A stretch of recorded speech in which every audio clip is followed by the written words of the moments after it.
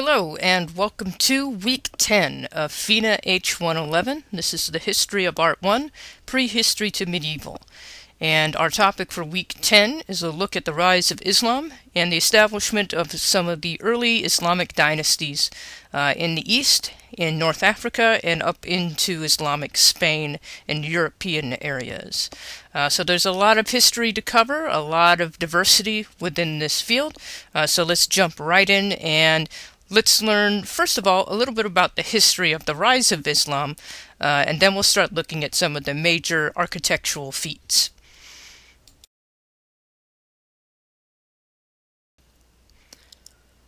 So let's begin with a few of the basic facts of the rise of Islam. We associate Islam with the life of the Prophet Muhammad, who was born in the year 570 and died in the year 632. According to tradition, the Prophet Muhammad received a revelation from God through the Archangel Gabriel. This was delivered to potential listeners and followers orally by the Prophet Muhammad. It was not written completely until after the Prophet's death. We'll talk a little bit about that.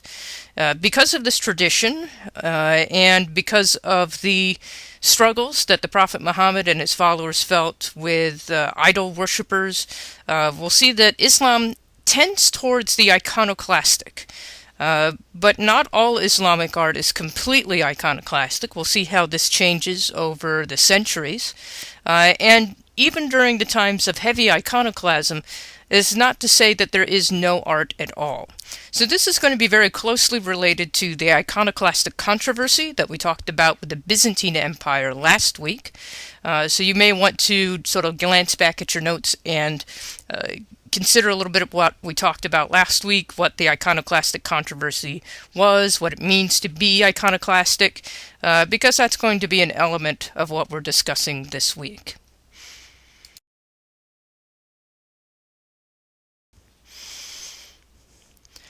So let's take a look at this map and consider the spread of Islam across this entire region, across the Eastern and Mediterranean and North African region. Let's speak a little bit more about the person of the Prophet Muhammad. So it's important to understand that Muhammad is revered by Muslims as the final prophet in a long line of prophets, which includes Abraham, Moses, and Jesus. Muhammad was a native of Mecca on the west coast of Arabia. You can see it on the map here. He was born around 570 into a family of merchants in the great Arabian caravan trade. Now, it's important to understand the environment into which Muhammad was born.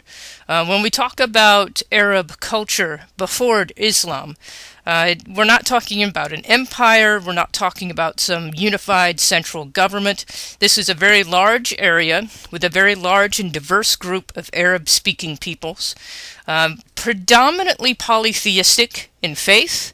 There are, of course, Christians and Jews who also live in these areas, but predominantly when people of this time period spoke of Arab peoples, the Arab peoples were mostly polytheistic, who worshipped a variety of gods and goddesses in various temples and through an ancient tradition.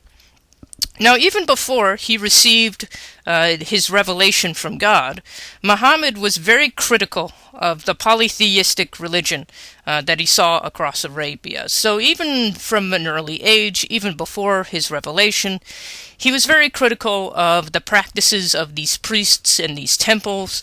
He was not satisfied with the polytheism that he saw around him. In about 610, this is when he began to receive the revelation of God through the Archangel Gabriel.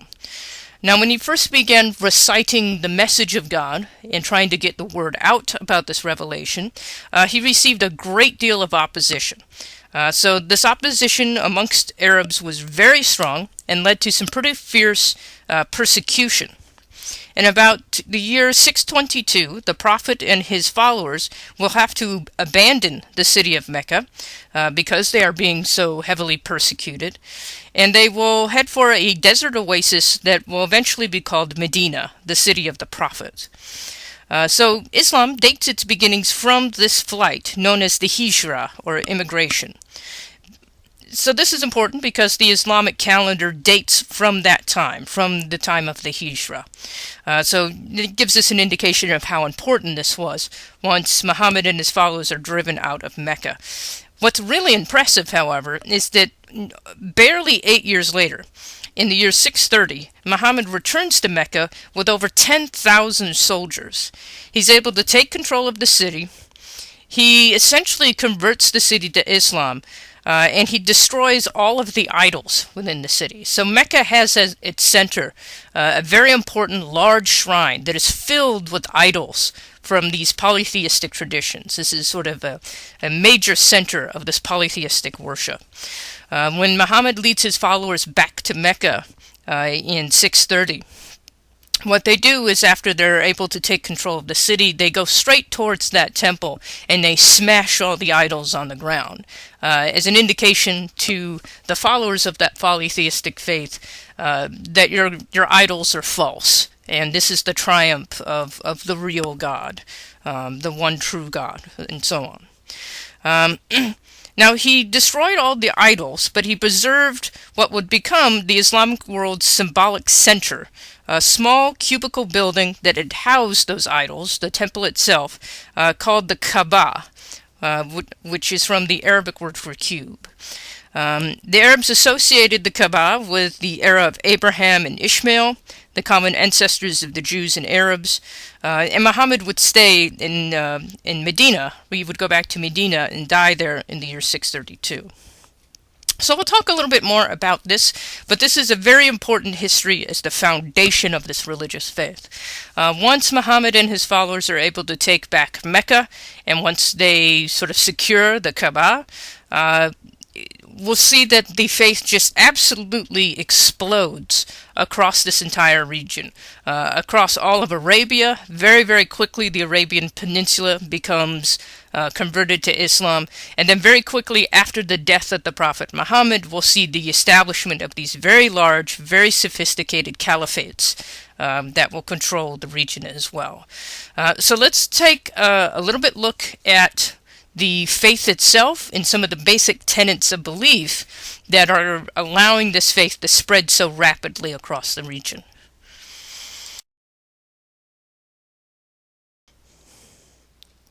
So first of all, let's just clarify a few major points in the faith of Islam, and then we'll see how it begins to spread across this region.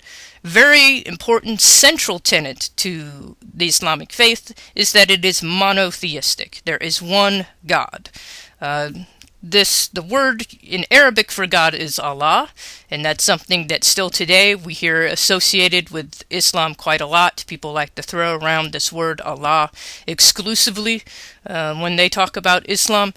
It is important to remind ourselves, however, Allah is the word for God in Arabic, and it is the same word you would use even if you were talking about Christianity or Judaism in Arabic. That word itself is not unique to Islam. It's simply the Arabic word for God. But it is important in that it denotes that there is only one. There is only one God. And as I said, Muhammad is growing up and is spreading this word across a largely polytheistic population. So that distinction is very, very important. It's important to understand also that the Islamic God is the same God of Judaism and Christianity.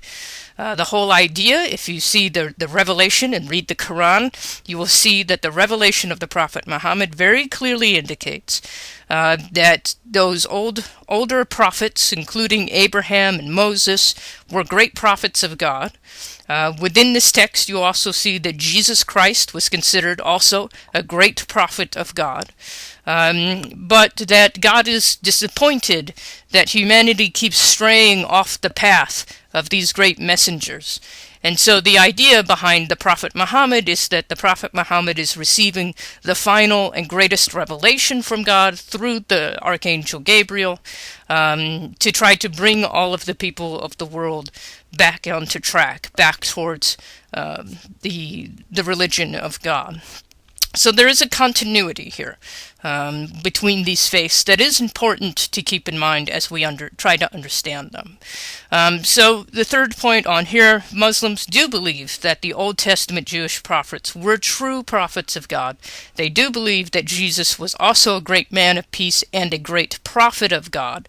However, an important difference that will separate Islam from Christianity, of course, was that in the Islamic faith, Muslims do not believe that Jesus was divine or the Messiah of God. So that's an important distinction. A part of the belief in Islam is that Muhammad was the last and greatest prophet of God, and the Quran is the true holy book of God. And as I mentioned before, Islam tends to be iconoclastic, meaning many Muslims believe that the creation of representational imagery might result in icon worship. We'll see that some eras of Islamic caliphates tended to be more iconoclastic than others, so this is not a hard and fast rule that absolutely dominates all of Islamic culture. It will sort of come and go, as we'll see.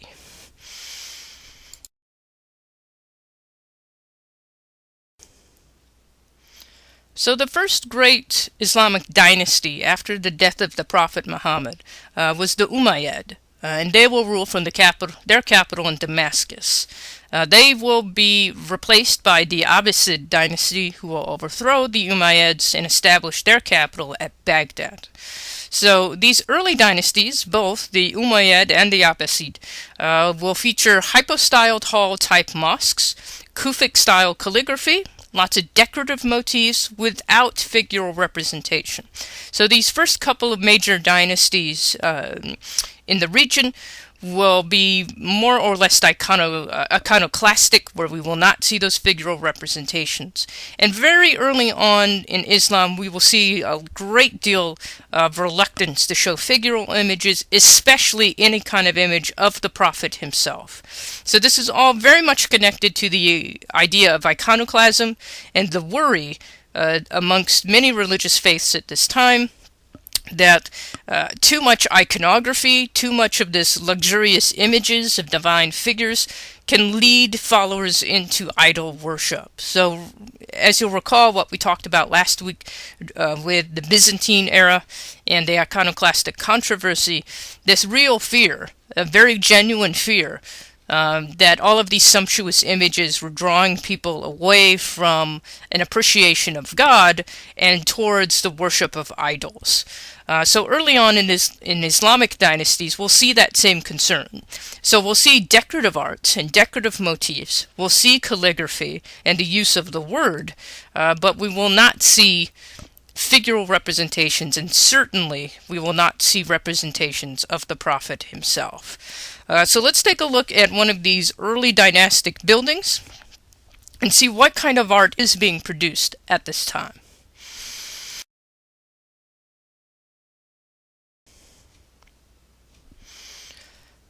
So for our first work of Islamic architecture, let's take a look at this place. This is the Dome of the Rock in Jerusalem. So this is considered the first great Islamic building. The Muslims had taken the city of Jerusalem from the Byzantines in the year 638, and the Umayyad Caliph Abd al-Malik erected this monumental shrine between 687 and 692 as an architectural tribute to the triumph of Islam. The Dome of the Rock marks the coming of this new religion to the city that had been and still is sacred to both Jews and Christians. The structure rises from a huge platform known as the Noble Enclosure, where in ancient times the Hebrews built the Temple of Solomon that the Roman Emperor Titus destroyed in the year 70. So if you think back, we mentioned that briefly in our chapter on Roman history. In time, the site acquired additional significance and is the reputed location of Adam's grave and the spot where Abraham prepared to sacrifice Isaac. So you're seeing that this is a very, very sacred spot. The rock that gives this building its name also later came to be identified with the place where the Prophet Muhammad began his miraculous journey to heaven, the Miraj, and then in the same night returned home to Mecca.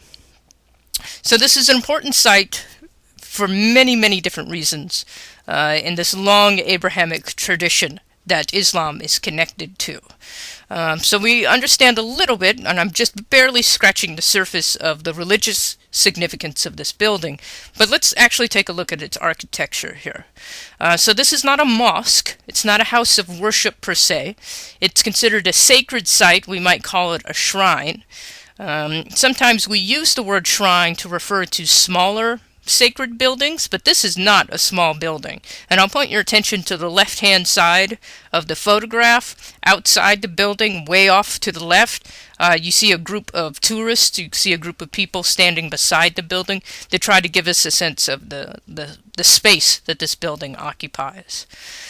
What we'll notice about this building is that its shape, we have this geometric shape with very sharp lines. We have an engaged arcade that goes all the way around it. And I hope you notice right away these very beautiful deep blue colors, very bright, vibrant colors that are used on the space. These are all arranged in geometric and floral motifs, so it's highly decorative. Lots of great texture here. And if you look at the uppermost region of this octagonal building, you'll see towards the very top a long frieze that wraps all the way around the building with Arabic script along the top of that here. Now this is really significant. So what we're seeing here is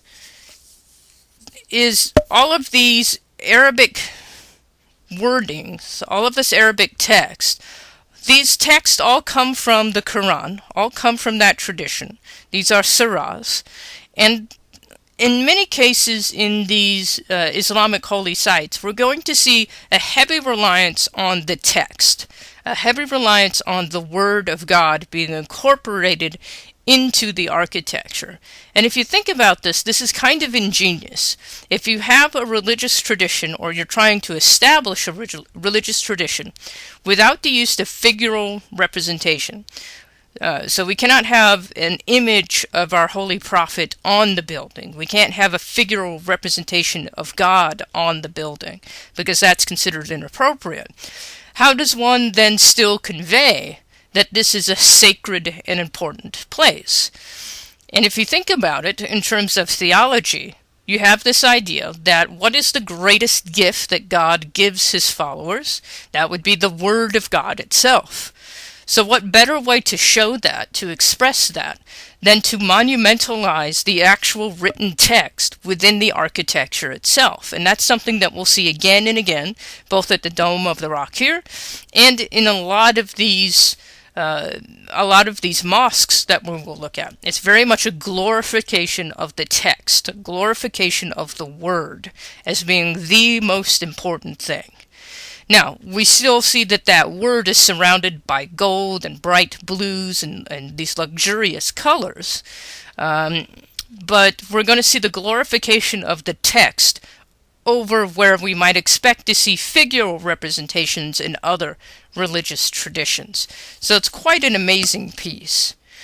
So the form, construction, and decoration, the Dome of the Rock is very firmly in the late antique tradition of the Mediterranean world. It's basically a domed central planned structure that we've seen in Rome and Hagia Sophia and Constantinople, or in the octagonal San Vitale. So we're seeing a lot of those architectural influences being brought here. What we're looking at in this picture is, of course, the exterior, and it has been much restored. We'll see some of the tiling from the 16th century was later replaced, the original mosaic, but we can't help but notice this very vivid, colorful patterning wrapping the walls, very typical of Islamic ornamentation. So it contrasts a great deal with Byzantine brickwork and Greco-Roman sculpted decoration. Let's take a look at the inside of this place.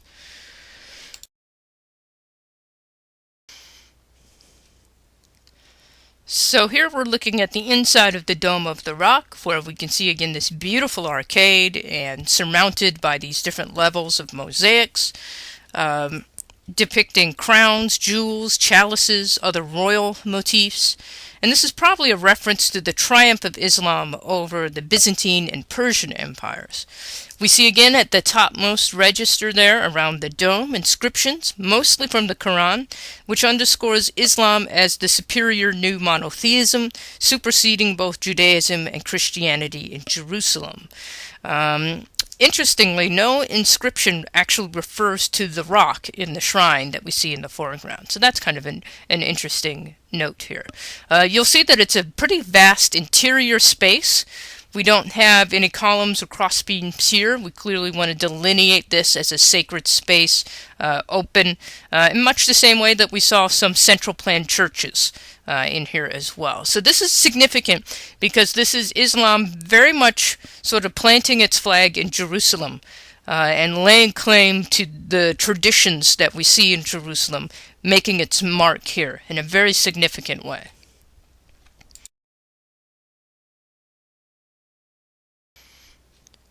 So now let's move to Damascus in Syria. The Umayyads will transfer their capital from Mecca to Damascus in the year 661. And the caliphate there will expand the Islamic population, and we'll start to see the development of mosque architecture develop at this time. So we're looking here at an aerial view of the Great Mosque in Damascus. The Umayyads construct Damascus's Great Mosque after they transfer their capital. The mosque owes a great deal of debt to late antique architecture in both its plan and decoration. Let's just take a look at the structure here. You'll see that there's an open courtyard surrounded by high walls. Then there's the covered prayer hall itself with sort of a central access to it. And then there are these towers on different sides of the building. We'll talk a little bit about some of the elements of design that are pretty common in mosques. Those towers that you see at the corners, those are called minarets.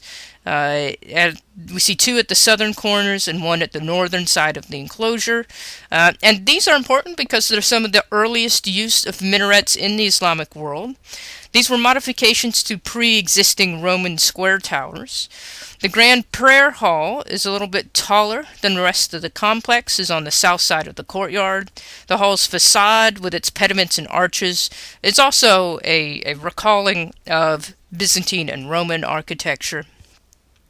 The Damascus Mosque synthesizes elements received from other cultures into a much more novel architectural form, which includes these distinctive elements, the mihrab, the mihradom, the minibar, and the minarets. And your book will discuss a little bit more what all of these terms mean. I'll point them out as we can see them in the piece. But yes, this will be a pretty typical form for the early Islamic caliphates. We'll see many mosques across the region will take more or less this basic kind of form, with a courtyard surrounded by a wall. There'll be a covered prayer hall. There'll be occasionally a dome over sort of the central part of that prayer hall, and then the minarets are used for the call to prayer. That's where the muezzin, the person who does the call to prayer, would ascend that tower and sing the call to prayer out to the city so everyone knows it's time to pray.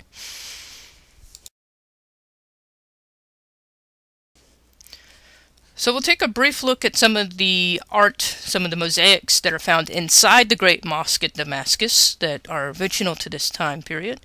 We'll see something that in style and technique looks very, very similar to what we saw in Byzantine areas. And the artisans, the mosaicists who are creating this piece may well have been Byzantine in origin. That certainly would not have been uncommon.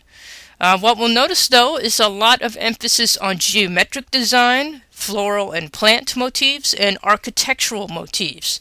We don't see any images of people, and in this particular example, we don't see any images of animals either. So we'll see how this changes from area to area, and we'll see that even though we have this iconoclastic idea within the expression of the faith, that is not to say that there is no art. Iconoclasm doesn't mean no art. It just means that we're going to prohibit the display of certain subject matter. And certainly we see that there is a great deal of very beautiful and very talented artwork going into these buildings.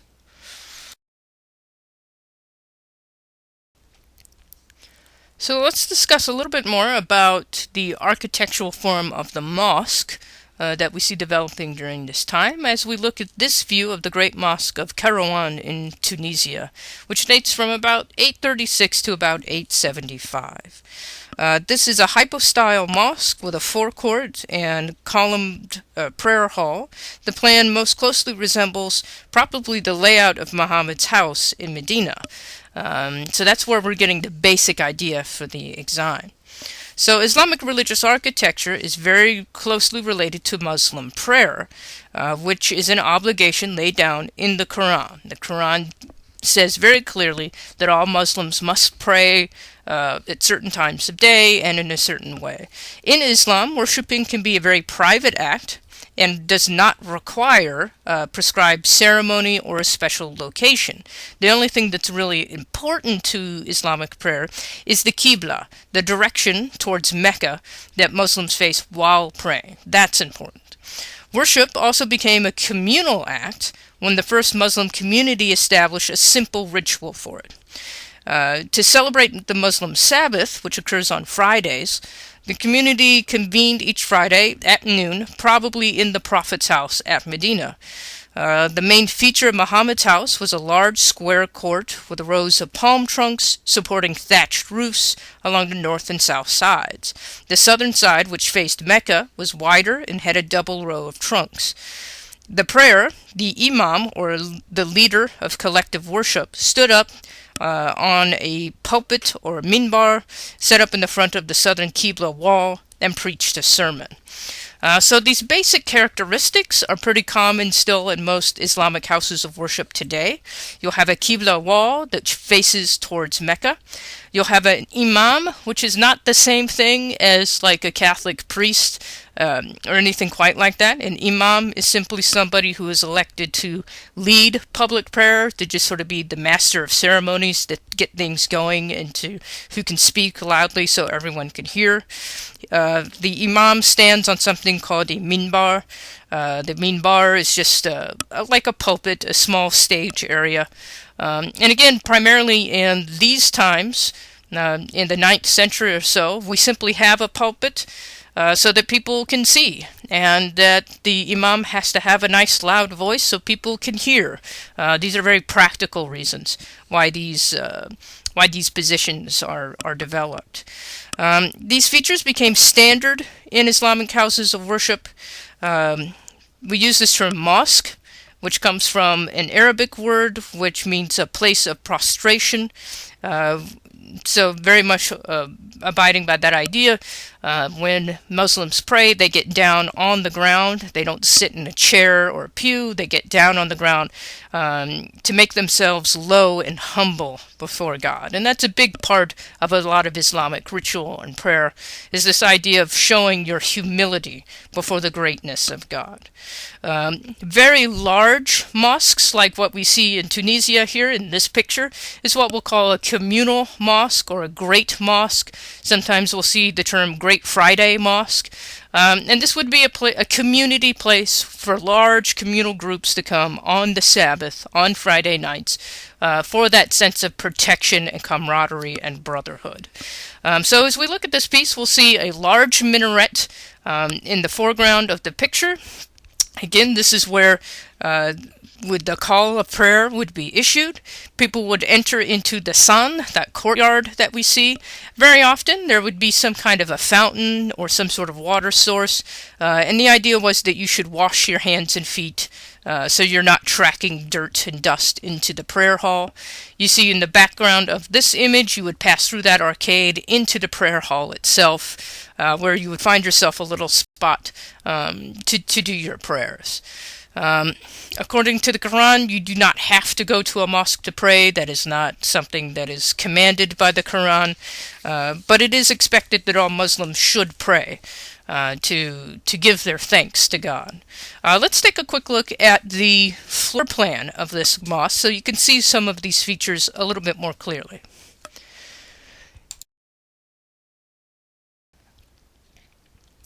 Here's a floor plan of that mosque in Tunisia. with some of the parts labeled so we can more clearly identify where they are. So you see at the top the Qibla wall, and all that is a wall that is facing the direction of Mecca, and pretty much all mosques will have that, just as an indication of which way one needs to face to pray. The mihrab, you see, is number 2 on this. That is a niche in the Qibla wall. Very often a copy of the Quran will be placed there.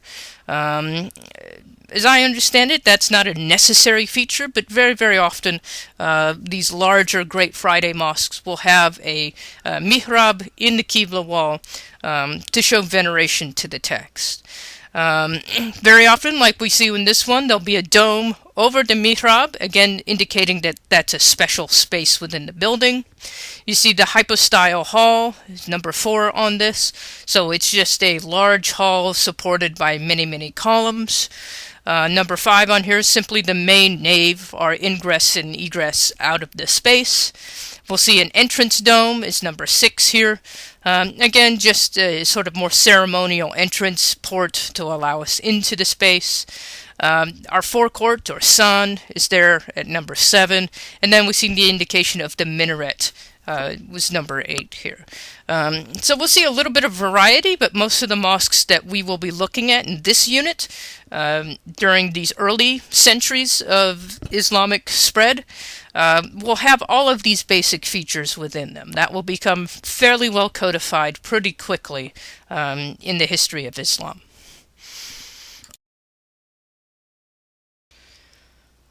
So we'll take a quick aside from some mosque architecture to consider this piece, a mausoleum, the Samanids in Uzbekistan from the early 10th century. Monumental tombs were very, very rare in the early Islamic period, making this one of the oldest in the Islamic world. But it has a dome-on-cube form that later on in the Islamic world will have a great deal of relevance, and we'll start to see more oftenly. But when this was built, this was very, very rare to have a tomb of this size, a mausoleum like this. We'll see, however, that it is very elaborately carved with some really beautiful and detailed decoration. It is quite a monumental piece, pretty significant, made of stone. And so we see this idea of creating a very luxurious space. You'll notice that there is not this Quranic text prominently featured on the facade here, so that may have been an indication that we want to be sure that we're not conflating this with a holy space, that this is just a burial space. This will change as we see Islam advance. We'll see the inclusion of more mausoleums in other spaces, and the inclusion of mausoleums very close to mosque spaces. But in the 10th century, this was kind of rare to have a building like this. It is also showing us the rapid spread, as this is all the way over in Uzbekistan, where we're seeing the development of these caliphates. And it is important to remember that Islam spreads very, very quickly, west and east, and becomes the predominant religion in these areas very, very rapidly. This is another reason, if you recall back to our chapter on the Byzantine Empire, why the Byzantines really feel threatened by Islam, because it is spreading so quickly into former Persian areas and into North Africa, areas where the Byzantine Empire themselves thought that they should have dominance, gets taken into Islamic control, and that's a very big threat, certainly to the Byzantines. And we'll see here in a little bit, as we move over and eventually get to Cordoba, we'll talk a little bit about Western Europe's reaction to all of this. So let's discuss Islamic Spain. Spain will be under the control of various Islamic caliphates from about 756 to 1492. Abd al-Rahman I established the first Umayyad dynasty in Spain in the 750s. He will establish his capital at Cordoba and build a very grand, beautiful mosque there.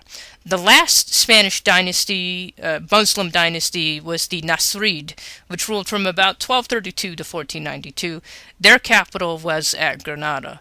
The Alhambra is probably the most famous standing example of Islamic palace architecture from this era. So we've jumped over from Uzbekistan to Spain, so we're at the opposite end of the Muslim world, where Abd al-Rahman will escape a lot of the violence and turmoil that breaks out in Syria. Your book will go into more of that detail. He flees to Spain in 750. There the Arabs will overthrow the Christian kingdom of the Visigoths in 711, and we'll discuss more about the Visigoths and what's going on there in chapter 11, actually, the next chapter. So we're sort of jumping back and forth here. The Arab military governors accepted the fugitive as their overlord, and he founded the Spanish Umayyad dynasty, which lasted nearly 3 centuries. This is not an insignificant period of time here. The capital of Spanish Umayyads was at Cordoba, which became the center of a very brilliant culture, rivaling that of the Abbasids in Baghdad and exerting a major influence over the civilization of the Christian West. So we are in Spain. We are in formerly Christian areas, as we'll discuss a little bit more next week. Mainland Western Europe at this time, so west of the Byzantine Christian areas, is experiencing what is commonly referred to as the Dark Ages. Now that's kind of a misnomer that we'll discuss next time. But Western Europe, I should say, is no longer organized in any sort of neat, functional way. And we'll see the development of Western Europe into these smaller kingdoms. And for the most part, all of the knowledge and stability and everything that we saw with the Roman Empire in Western Europe, that has completely gone away, fallen into disrepair. When the Umayyad Caliphate arrives in Spain, what we're going to see is that this will become a center of knowledge and education and understanding and architecture and art and all of this really great stuff that has not fallen into decay and is not sort of lost in this area the way it has been in the rest of Western Europe. And as I said, we'll get a little bit more as to why that's happening in Western Europe in Chapter 11 in our next unit. But first of all, let's take a look at this magnificent mosque that is being built in Cordoba. So here we're inside the great prayer hall of the mosque in Cordoba. It's a really outstanding hypostyle hall, 36 piers, 514 columns, supporting this very unique series of double-tiered horseshoe-shaped arches, which you can see here, very brightly colored. It's really an amazing feat of architecture. Absolutely gorgeous. This will be the jewel of the capital of Cordoba. Begun in 784 by Abd al-Rahman I and enlarged several times during the 9th and 10th centuries. This mosque will become one of the largest mosques in the Islamic West. So the hypostyle hall, as I mentioned, 36 piers, 514 columns. It's a 2-story system, which was the builder's response to the need to raise the roof to an acceptable height using short columns that have been employed earlier in other structures. So there are a lot of practical reasons while they're doing this unique visual structure, and it really comes across. It's really quite breathtaking. The lower arches are horseshoe-shaped, that form perhaps adapted from earlier Mesopotamian architecture, or they may be from Visigoth origin. As I said, the Umayyads are coming into this region and overthrowing local Visigoth rule. In the West, the horseshoe arch quickly became closely associated with Muslim architecture. Visually, these arches seem to billow out like sails almost, and they contribute greatly to a very light and airy effect of the mosque's interior. So as we take a look through this hallway, you can see these wonderful brightly striped arches. You're almost lost in a forest of columns. Let's take a look at some details of this interior space. So here again, we're just seeing a different view of some of these columns. Looking down one of the aisles here, you get a better sense of how tall the space is. And what a beautiful way that the architects are managing to keep that hypostyle look, which was a tradition we saw much earlier in previous mosques, but still maintaining a space that has a great deal of open air to it. It feels very vast and it feels very large and airy. If the columns had been too close together, if the ceiling had been a little bit shorter, you would start to have an almost claustrophobic feeling in here. But the architects do a magnificent job of keeping it all very light and keeping it all very open inside.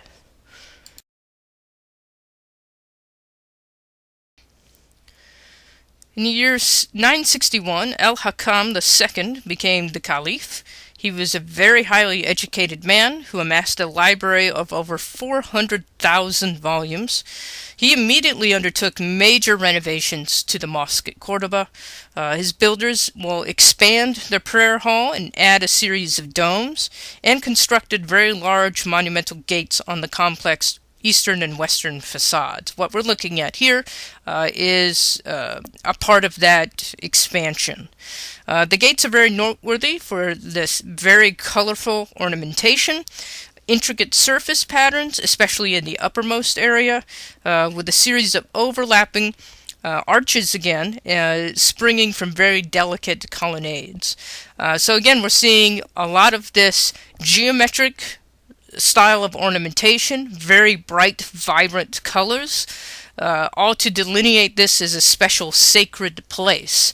But, not to repeat myself, but again, we're not seeing any figural representation. No animals, no people, but we still want the spaces to be luxurious, we still want them to be special, we still want them to be beautiful, to draw people into them and indicate that this is in fact a sacred space.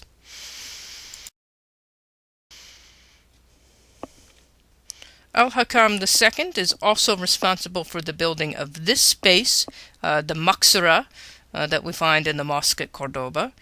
Not all mosques have one of these, have a maqsara. This is a space within the mosque that is set aside for the local nobility, in particular the sultan or the caliphate, the caliph and his family would worship in this area. Not a feature of all mosques. Certainly during this time period and in Cordoba, we will see Al-Hakam sort of experimenting with these sort of architectural forms. So this is an area reserved for the caliph. It's connected to his palace by a corridor in the Qibla wall. It's a very good example of Islamic experimentation with highly decorative, multi-loaded arches, where we see subsidiary motifs that are very similar to the gates that we just saw. The Muslim builders created rich and varied abstract patterns and will further enhance this really gorgeous effect of the complex arches by sheathing the walls with marbles and mosaics. Al-Hakam II wished to emulate the great mosaic-clad monuments of his Umayyad predecessors that we saw in Jerusalem and Damascus. Then he brought mosaicists and even the tesserae used here from Constantinople. So clearly, Al-Hakam II wants to draw that connection from one side of the Islamic world to the other, to show that continuity of the Umayyads from the east to the west, and he very clearly wants to make that example. As we look at this piece, it is just beautiful, my goodness. As you cross through those arcades, these scalloped double arcades with all of this beautiful texture, inlay areas, you see just beyond those arcades that beautiful deep blue background in an arch there, where we see its golden Arabic text, again passages from the Quran, in a very linear, what we call Kufic script. And we'll discuss a little bit about the Kufic script a little bit later on. But again, we're seeing a lot of abstract motifs, geometric shapes, plant shapes, no human figures, no zoological figures, an emphasis on the Word of God as being what is of primary importance within the space itself. This is also from the Great Mosque at Cordoba, and this is the dome that rests right in front of the mihrab on the Qibla wall. We discussed what that is in Islamic architecture before. So this dome in front of the mihrab rests on an octagonal base of arcuated squinches, and we came across some of these terms when we talked about Byzantine architecture. We see these crisscrossing ribs, which form this intricate decorative pattern, and he is employing Byzantine artists to fashion the mosaic ornamentation. And if you look very carefully, I know it can be a little bit difficult to see on a slide this size, you can see at the very, very bottom of the photograph on the wall, again, that dark blue background with the golden Kufic script. You see it also as you look straight up into the niche, into the dome. You see that octagonal shape, again with the dark blue background and the golden text wrapping all the way around. So again, that very common motif there, where the most glorified element within the space will be the word itself, and the primacy of the text over all else.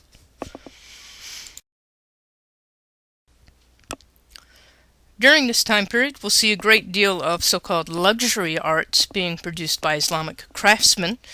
So mosques and palaces will reflect a love of sumptuous materials and rich decorative patterns.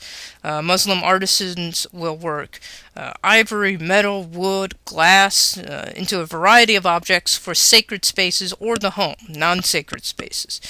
They'll use colored glass for mosque lamps, ceramics, metalwork, elaborate ewers, basins, and so on. What we're looking at here is an ewer. So what this would be used for is a type of incense burner. You would use this to spread incense throughout a place. It's brass inlaid with silver and copper. It's a little over a foot tall, so not unsubstantial, and it's just a beautiful little work of a freestanding sculpture. It's signed by its artist, Suleiman, and we see that there's a great deal of pride in the craftsmanship. This ewer resembles a freestanding statuette. The engraved decoration on the body will combine both natural feathers with abstract motifs and Arabic calligraphy. So we see all of those elements in here. So with a freestanding statue like this, a functional object like this, we're not too concerned about it being an animal form or represented as an animal form. And again, a great deal of pride in the craftsmanship being shown here, with this piece proudly signed and dated by the artist. These kinds of luxury items will be very, very popular throughout most of the major caliphates of the Islamic region, and will also gain the attention in Christian areas. People can't ignore the beauty of these artifacts, and will create a type of market for Arab-made crafts within Christian areas. And we'll talk a little bit about that a little bit later, and certainly next week as well.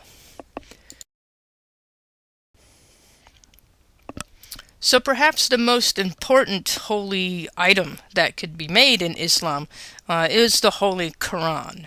And Quranic calligraphy will gain very strong importance within the region. The practice of calligraphy itself was considered a holy task. to recite and copy these words. It required a great deal of arduous training, and so the people who would be selected to create these Qurans and to be trained in calligraphy, this was a very highly honored and respected tradition. Arabic script, the words themselves, the writing itself, predates Islam. It's written from right to left with certain characters connected by a baseline. Although the codification of the chief Islamic book, the Sacred Quran, occurred in the mid-7th century, the earliest preserved Qurans date to the 9th century. Quran pages are either bound into books or stored as loose sheets in boxes. Most of the early examples feature text written in a script called Kufic, which is what we're looking at here. Kufic is named after the city of Kufa, one of the renowned centers of calligraphy. Kufic script is also used for inscription and on walls. We've already seen it in a lot of architecture already. What we'll notice is when I talk about Kufic script, that is, it's a type of typography. It's how the letters look and how they're connected together.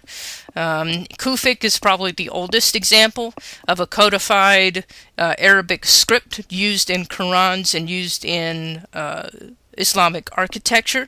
We will see other varieties of script, especially as we get back to modern-day Baghdad and Iran and Iraq. They'll develop different scripts to go along with this. Kufic is very angular, with uprights forming almost right angles with the baseline, which you see here.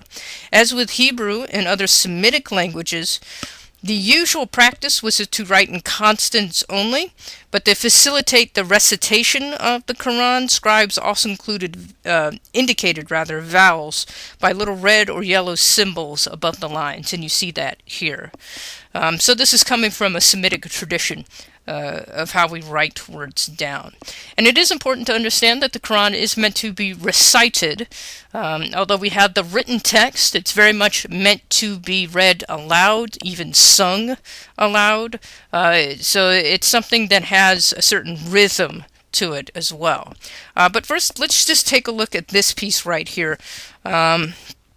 A very gorgeous piece showing a great deal of restraint on behalf of the calligrapher.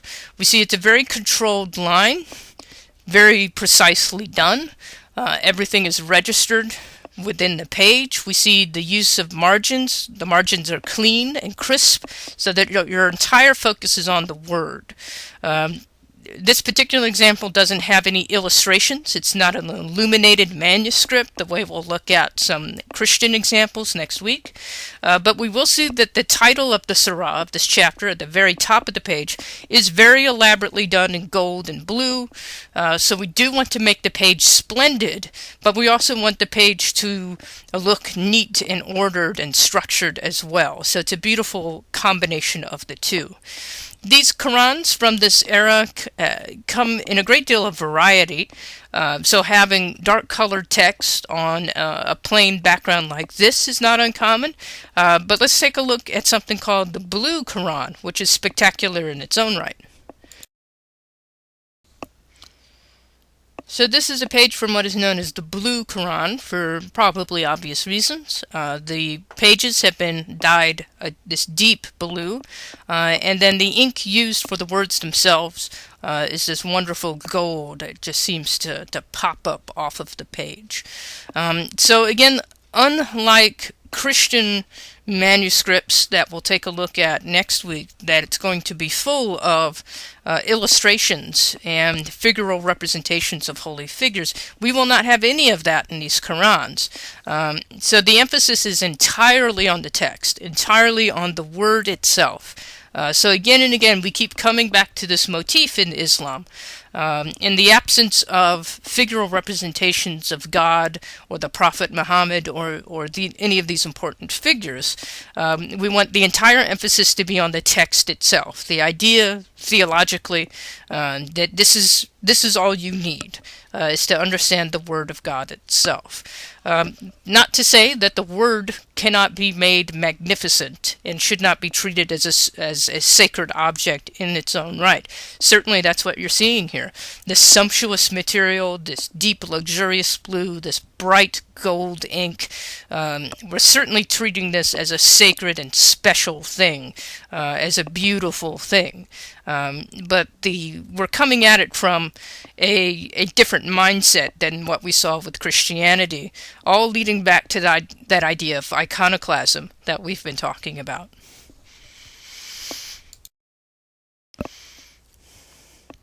So now let's move over into Egypt. It's the Fatimids who will establish their caliphate at Cairo. They will be succeeded by the Ayyubids and the Mamluks. And I have the dates here on the slide. Sultan Hassan was probably the most ambitious Mamluk builder in Cairo. Egyptian artists will excel at glassmaking, metalwork, and other luxury art production that we've been talking about.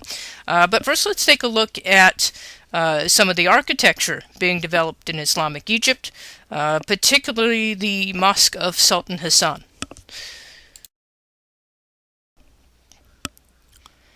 So here we are looking at the Madrasa Mosque Mausoleum complex of the Sultan Hassan in Cairo. This was begun in about 1356. Now your book will give you a little bit more of some of the history. In the sakes of time, I'm not going to go over all of the important events in the spread of Islam, but your book discusses the Mongol conquests in the east, after which the center of Islamic power will move from Baghdad to Egypt. The lords of Egypt at the time were former Turkish slaves, which the word slave in Arabic is Mamluk. They will convert to Islam, and that's why we have the name of that dynasty. The capital of the Mamluk sultans was Cairo, which became the largest Muslim city of the late Middle Ages. So it's definitely, in the late Middle Ages, Cairo is the central of the Islamic world. The Mamluks were very prolific builders, and the Sultan Hassan, although not really an important figure in the history of Islam, is definitely the most ambitious builder in Cairo at this time. He ruled briefly as a child and was deposed, but then regained the Sultanate in 1354 until his unfortunate assassination in 1361. So we're looking at his major building project in Cairo, this huge madrasa complex on a plot of land about 8,000 square yards in area. So a madrasa is a place of study. That's what it means in Arabic. It's a theological college devoted to the teaching of Islamic law. Hassan's complex is so large it housed not only 4 madrasas, but also for the study of the 4 major schools of Islamic law, but also a mosque, a mausoleum, an orphanage, and a hospital, as well as shops and baths. Like all Islamic building complexes, incorporating religious, educational, charitable functions. This one depended on an endowment funded by rental properties. The income from these paid the salaries of the attendants and the faculty, provided furnishing and supplies for things such as oil lamps or free food for the poor, and supported scholarships for needy students. And again, a little bit of a glimpse not just into the architecture, but into the society itself. And what's going on in this culture. So as we look at this, not so much a hypostyle plan, it's a much taller sort of central complex, a massive dome over the center. The exterior walls that we're looking at are not very elaborately adorned. I do want to point out how massively large the structure is. If you look at the very bottom of this photograph, in the lower left-hand corner is a city bus. And you can see how tiny it looks in front of this place to give us an idea of scale here. Sometimes in these photographs, in these dense urban environments, it's hard to really appreciate how large these buildings are. Because of this location is south of the complex's mosque, praying Muslims faced the Mamluk Sultan's tomb. That's a little bit unusual in this one. We don't usually like to do that in the Islamic world. That's a little bit, that makes this place a little bit unique. We see these massive minarets in this wonderful structure here. And let's take a quick look at one of the portals of this building.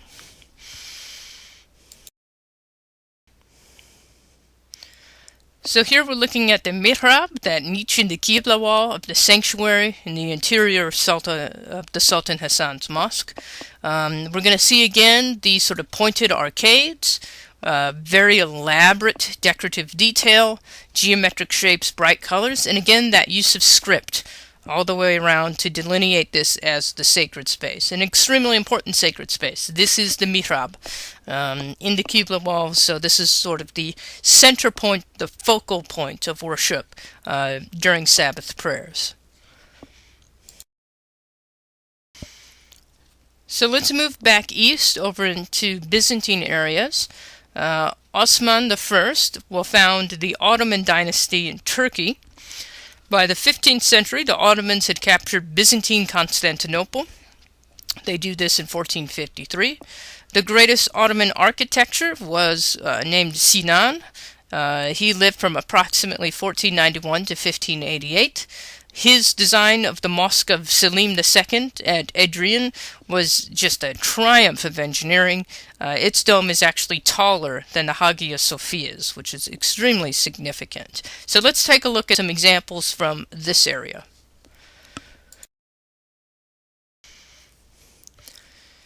So here is the Mosque of Selim II in Turkey, designed by Sinan. He was often called the Great, and we do consider him the greatest Ottoman architect. He was born a Christian around 1491. He converted to Islam, served the Ottoman government, trained in engineering and the art of building while in the Ottoman Empire, the Ottoman army, rather. Officials quickly recognized his talent and entrusted him with increasing responsibilities. Until 1538, he became chief court architect for the Suleiman, Suleiman the Magnificent, generous patrons of the art and architecture, who trained that position for about a half a century. Tradition associates Sinan with hundreds of building projects, both sacred and secular, although he probably was not involved in all of them. The capstone of Sinan's distinguished career was this building here, this mosque. Suleiman's son, Selim II, is who this was built for. Sinan designed when he was about 80 years old. In it, he sought to surpass the greatest achievements of Byzantine architects, just as Sultan Hassan's builder tried to do in Cairo. So let's take a look at this magnificent piece. Basically what happens with this piece, with Sinan the Great, the Ottomans develop a new type of mosque with domed covered square prayer hall. The dome of Sinan's Mosque of Selim II is taller than the Hagia Sophia, and is why we consider it sort of the crown jewel of the Ottoman Empire and their architecture. It's a square plan, sort of a central plan, not dissimilar to what we've seen with central plan Byzantine churches. We see in this example, we have these magnificent minarets that soar over the central area. In this particular example, we don't have a great deal of exterior decoration. We're using the sheer height and scale and magnificence of the architecture itself to create that sense of grandeur. Now, when we're looking at this, as I've mentioned, the dome here is in fact higher than the Hagia Sophia when measured from the base, but its crown is not as far above the pavement as that is the dome in Justinian's church. Nonetheless, Sinan's first feat won universal acclaim as a triumph. The Ottomans considered the Mosque of Selim II proof that they had finally outshone the Christian emperors of Byzantium in the realm of architecture.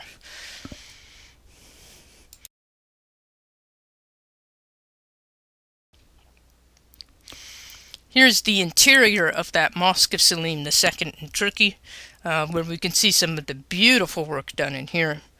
It's a fusion of an octagon and dome-covered square plan with 4 half domes at the corners, incredibly sophisticated engineering. The plan features geometric clarity, precise numerical ratios, magnificent tile work and mosaic work going on in there. And again, at the very, very top, as we're looking straight up into the dome, you see that dark blue area with the golden text, signifying this as an important sacred space. Now we'll move from Turkey into modern-day Iran and look at some of the buildings from the important caliphates there, including the great mosque of Isfahan in current Iran, built between the 11th to 17th centuries. As we look down into the courtyard from above the roof here, we'll see that it has much of the same architectural elements that we've seen in other mosques. That open courtyard, a covered prayer hall that we're right above here. It has minarets. We'll see some important differences, regional differences that we can associate with the region, but all of those same important elements within this piece.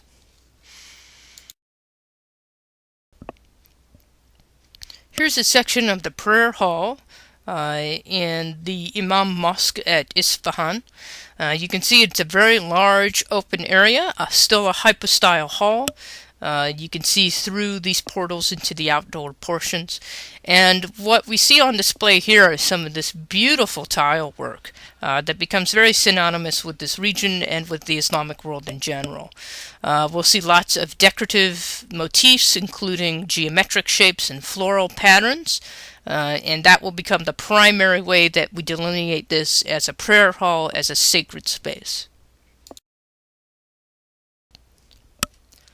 And here's a close-up of the interior wall, showing us more of that polychrome tile. Your book discusses Islamic tile work in a little bit more detail. This will become a major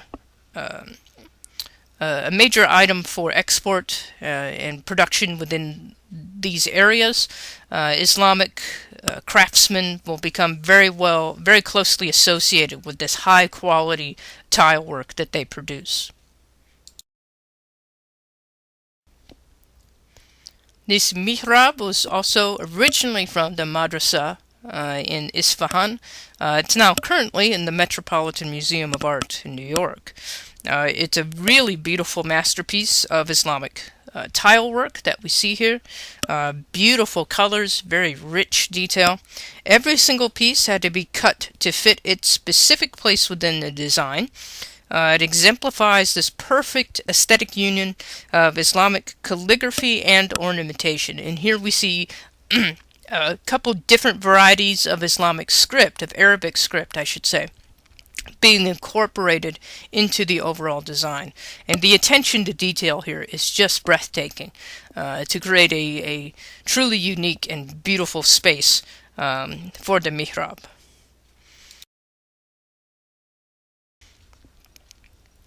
So we'll take a look at a couple more luxury items that are being made in the Islamic world that's going to help us connect the Islamic world to the Christian world and serve as sort of a bridge to what we'll be talking about next week.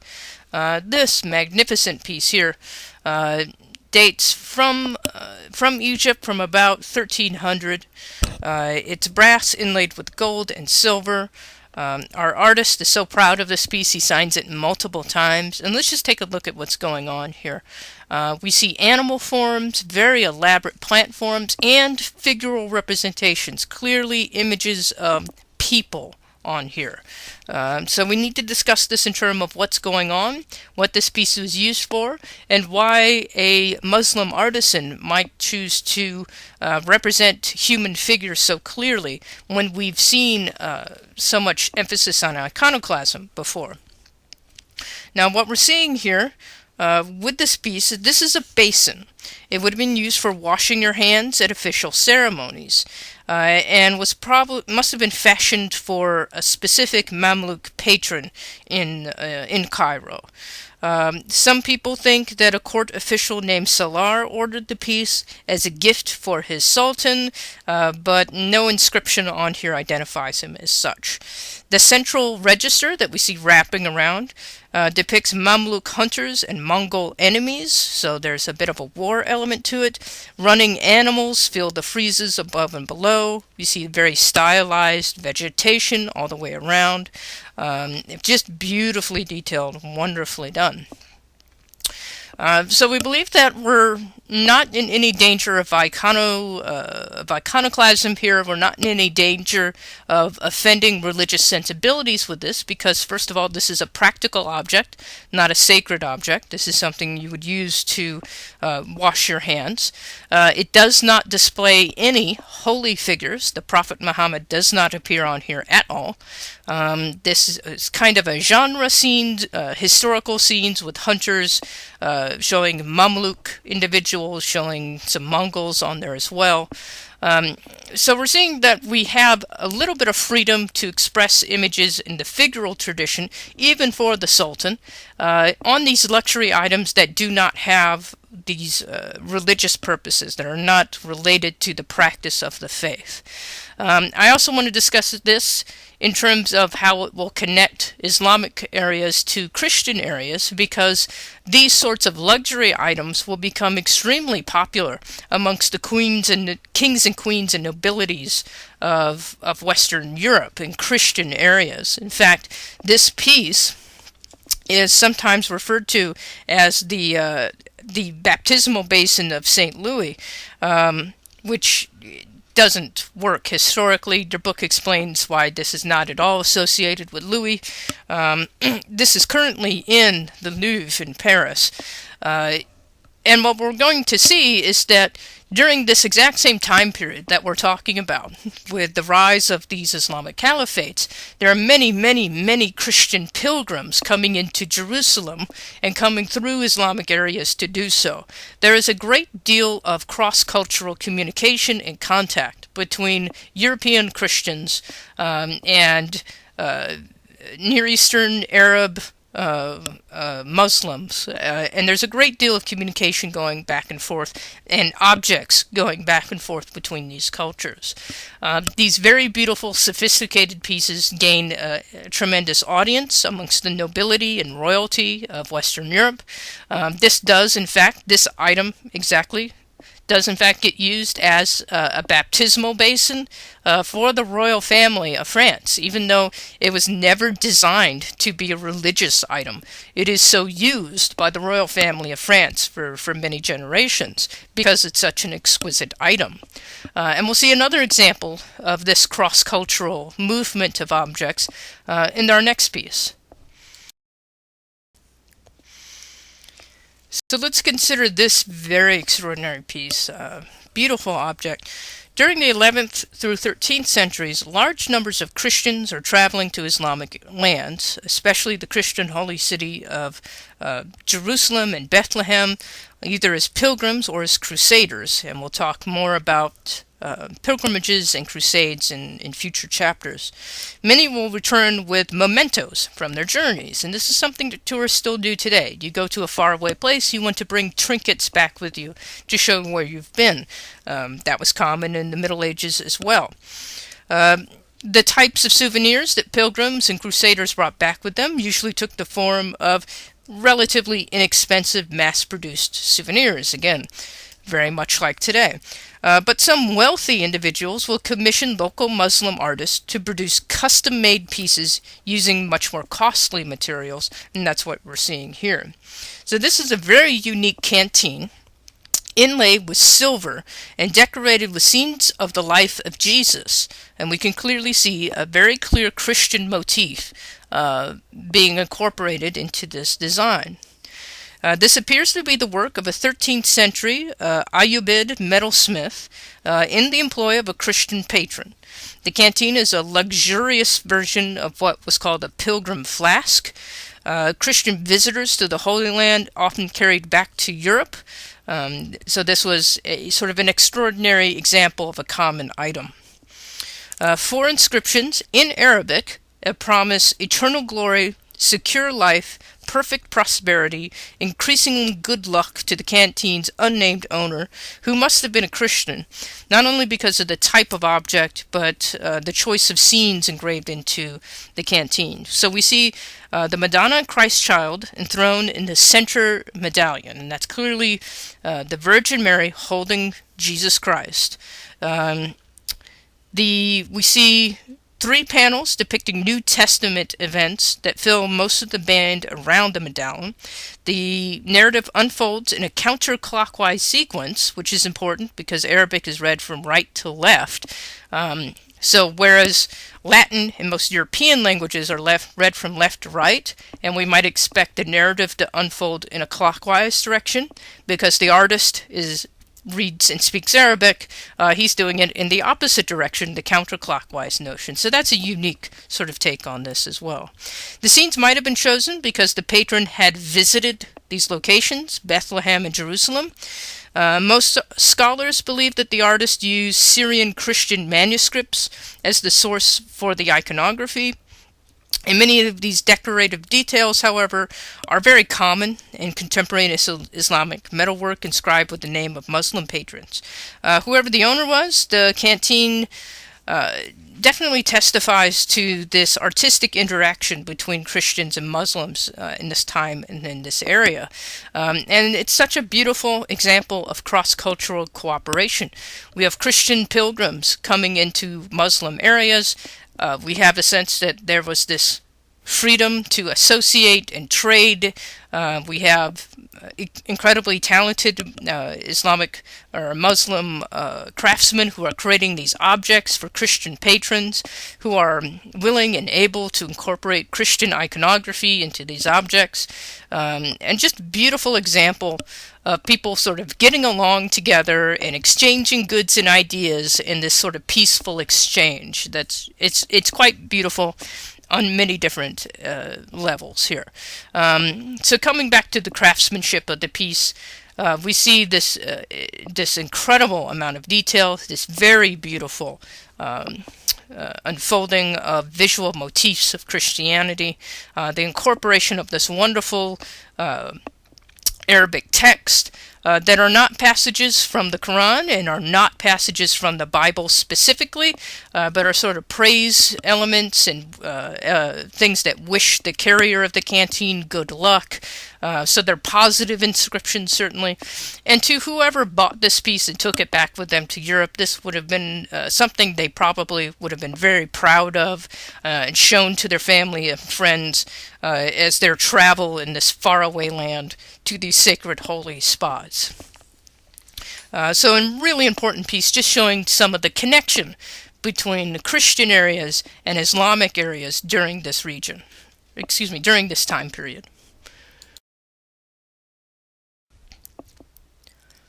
So that will conclude this week's look at the early Islamic empires in the region. I brought up this timeline again just to keep us grounded where we are chronologically.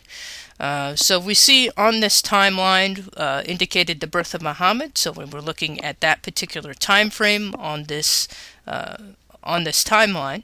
Next week we'll be discussing early medieval Western Europe. So we'll kind of be going back in time to the collapse of the Roman Empire and the power vacuum that will begin to open up in Western Europe at the same time that we see the glorious rule of Justinian in the East. So this will be us going back to Western Europe and discussing while we see the rise of Islam and all of this beautiful art and architecture that we looked at this week, and while we saw the rise of Byzantium and all of the beautiful art and architecture we looked at last week, what exactly is going on in Italy and in France and in Germany and in England during that same time period. So we'll be moving sort of back in time, resetting the clock to the early medieval period, and looking specifically at what the Western Europeans are doing during this same time period. So I hope the timeline and that explanation helps you understand where we are and what we're going to be doing. So with that, I will talk at you guys next week. Thank you very much.